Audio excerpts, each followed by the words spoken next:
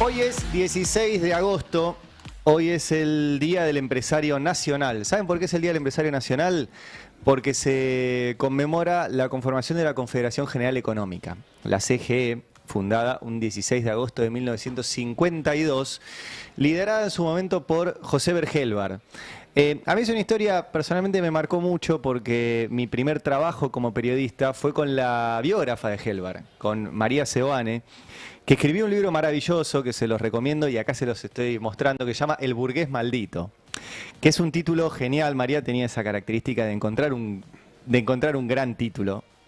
Porque Gelbar era un personaje muy interesante, era un inmigrante polaco que apenas había terminado la primaria, que había sido lo que se llamaba en esa época un Kuenternik, un tipo que empezó vendiendo corbatas, vendiendo remeras, qué sé yo, por todo el norte, pero en esa cosa de viajar y de juntarse y de organizar y etcétera, terminó siendo el líder del último proyecto grande que hubo de un empresariado nacional, y siendo eso, un burgués maldito, porque era maldecido por la clase a la que finalmente pertenecía, que era la de los empresarios, y un tipo absolutamente maldito por los empresarios que tenían otra mirada de país, que no era la de una industria nacional, un empresario nacional, un desarrollo de las pymes, de la industria argentina, sino que eran los Martínez de Oz, los Blaquier, los Perrió, los Pagani, etcétera, ¿sí?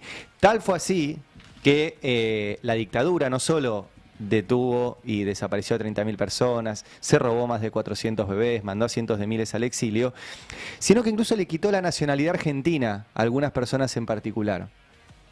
Y fue todo un detalle muy simbólico, muy potente, que Gelbar fuera una de las personas a las cuales la dictadura le quitó la nacionalidad argentina. Y eso para él fue un dolor terrible, porque él había ayudado a organizar a ese empresariado que sigue existiendo, y que son miles y miles y miles de pymes y de empresarios nacionales que quedan afuera de las discusiones cuando llegan gobiernos como el actual o gobiernos como los que derrocaron al peronismo. Lo hizo, como se darán cuenta, en 1952, junto con Juan Perón. De hecho, la tapa del libro es esta foto donde se lo ve a Gelbar junto con Juan Perón. Esta foto ya es de cuando Perón vuelve a su tercera presidencia, donde Gelbar también fue su ministro de Economía, ¿sí? Fue el ministro de Economía de Cámpora y de Perón.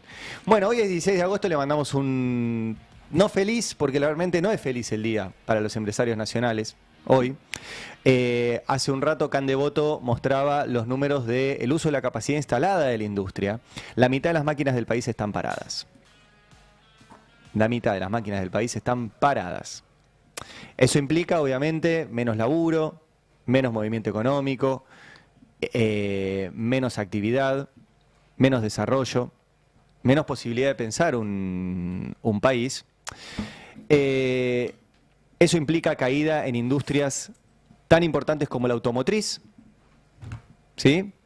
Que está abajo del 40% de la capacidad instalada, o incluso algunas que cuando bajan, estamos hablando ya de una crisis social muy grande, que es, por ejemplo, alimentos. La producción de alimentos está un 10% abajo que el año pasado, y el consumo de alimentos está más de un 20% abajo que el año pasado. Todo por decisión del gobierno de Javier Milei, de su ministro de Economía Luis Caputo y de su ministro sin funciones y ahora con funciones, Federico Sturzenegger. Porque no es el único camino, no había que hacerlo así, y ellos decidieron hacerlo de esta forma brutal. Tan brutal, y recién les mencionaba alimentos, que ayer hubo una novedad importante, y es que la Cámara de Casación le volvió a decir al gobierno: repartan la comida. Entonces, mira, pero no la repartieron ya, y no, porque no solo destrozan la industria, destrozan el empleo, destrozan el salario, sino que tienen un nivel de crueldad de Estado tal que los alimentos que había comprado el gobierno anterior y que habían quedado en los depósitos de lo que era el Ministerio de Desarrollo Social, no los repartían.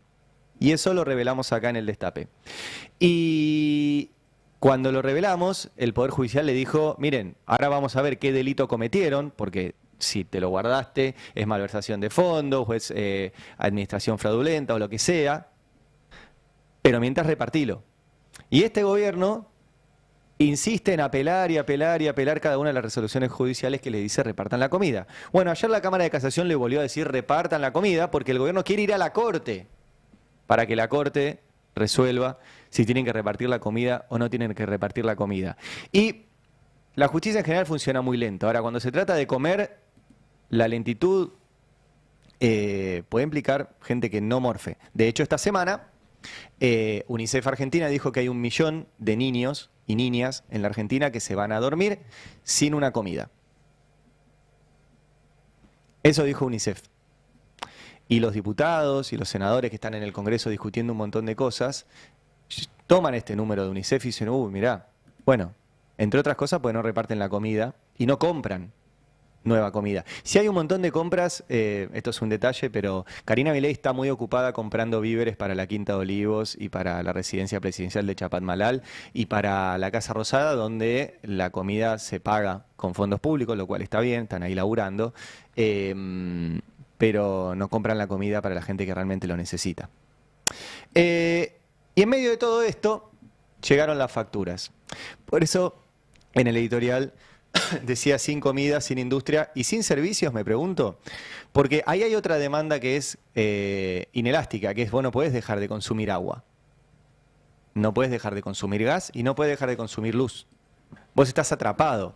Y además no hay competencia.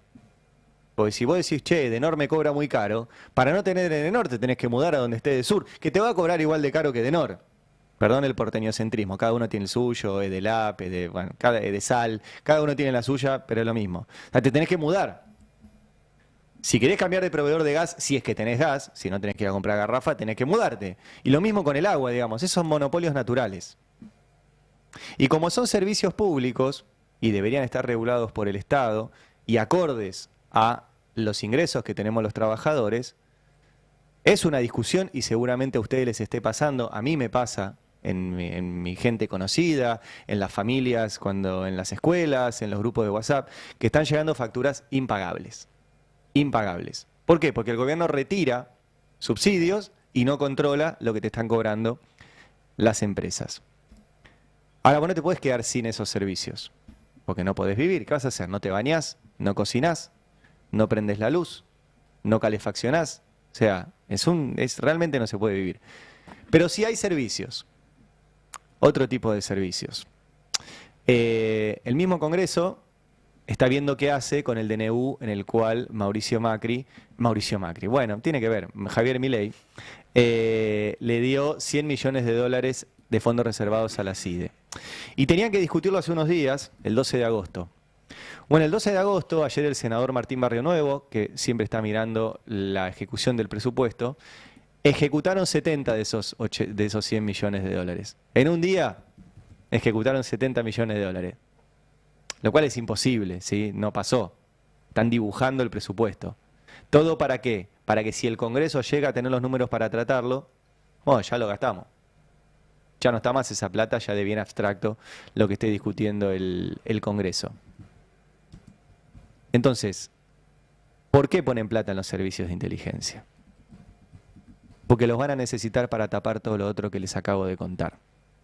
Se viene una etapa, y lamento agregarla al capítulo de Yo te avisé, se viene una etapa más violenta, se viene una etapa más represiva y se viene una etapa de actuación de los servicios de inteligencia para tapar el desastre económico que está generando este gobierno. Porque sin industria, sin comida, sin laburo, sin jubilaciones, sin medicamentos, lo único que tenés arriba de eso es un esquema represivo para taparlo. Y para eso es la plata para los servicios de inteligencia. Para aceitar jueces, para aceitar periodistas, para aceitar trolls, para todo eso que labure para distraer. Entonces lo de sin servicios era entre signos de interrogación, porque vos no podés dejar de pagar los servicios y ellos le están pagando mucho a los servicios de inteligencia para tapar todo lo demás. Sin comida, sin industria y sin servicios. Explicar los hechos y su importancia.